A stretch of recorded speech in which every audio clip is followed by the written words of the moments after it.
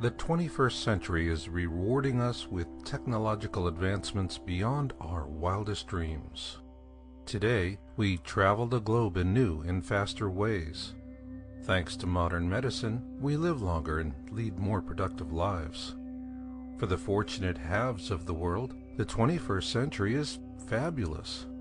For the have-nots of the world, it is still about despair.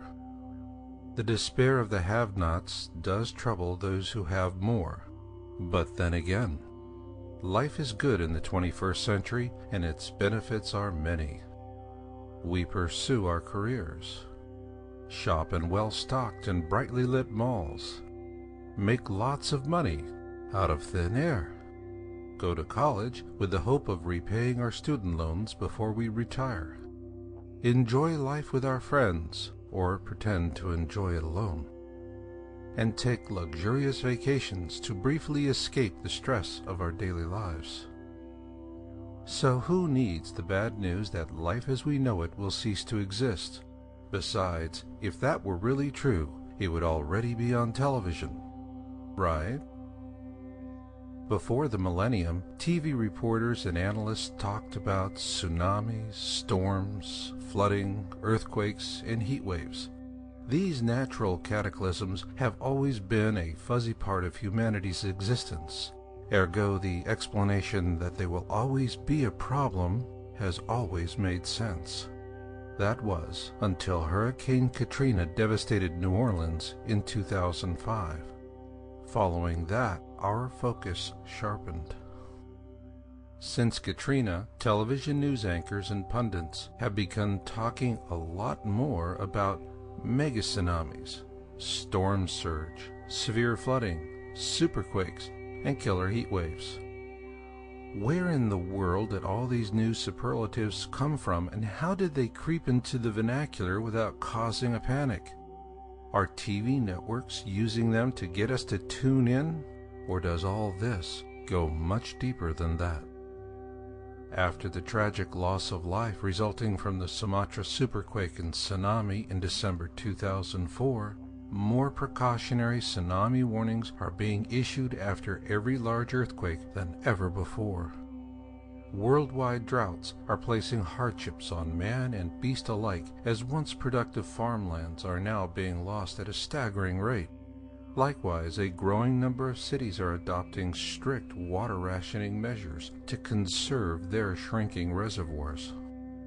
Our forests are also starved for water and now being consumed by uncontrollable fires. Some are so vast in scale, their smoke trails blanket multi-state regions. For Americans, the months of August and September have always been about last-minute summer vacations and getting the kids back into school.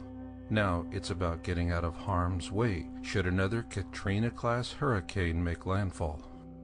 While the violence of these storms may be brief, recovering from the damage they cause can take years, if not decades. For those spared the grief of being in harm's way, it is a sad thing to witness.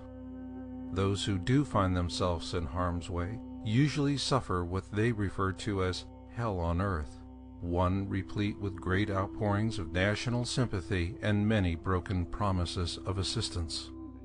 Even for those out of harm's way, there will be the economic consequences. We may not feel the bite of the storm winds or the raging waters of the flood, but will usually feel the bite of higher prices. It is inevitable that as those in harm's way begin to pick up the pieces, we are beset by a swarm of profiteers who will swoop down upon us all to feast upon an embarrassment of riches. Meanwhile, global warming debunkers assure us that Earth changes are part of a natural cycle. They tell us the many reports of ice packs, snowpacks, and glaciers melting away on the globe is of little or no concern. In fact, these smug debunkers assure us that the best thing we can do is not to believe our lying eyes. So what will it take before we do believe our own lying eyes? Well, that's a good question, because when we do, we begin to see an emergence of a new connection between natural and man-made failures. For example, an old steam pipe in New York City suddenly bursts through the pavement and gets national media attention. Given the media coverage, was this really a freak occurrence?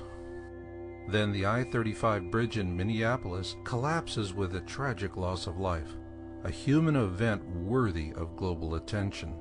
Although this bridge was known to be structurally weakened, the experts were still stumped.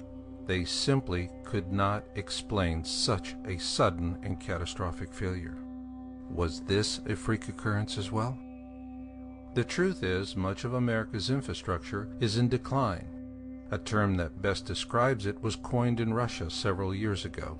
It's what they call painted rust, and we cannot keep on patching it forever. What that steam pipe New York and the bridge in Minneapolis had in common is that both were harbinger examples of painted rust failures. There will be more such failures of these old relics of painted rust infrastructure, because they are all being slowly pulled apart by low-level seismic activity. So what is causing this seismic activity? Our infrastructure is much like our own weakened biosphere. Both are failing partly due to our own fault, but mostly because our planet is being increasingly perturbed by something in space. It is a massive object called Planet X, and it is approaching the core of our system. It has caused ancient cataclysms, and by 2012, it will revisit some of those cataclysms upon us once again. Could this really be true? If you're willing to believe your lying eyes, there is scientific proof.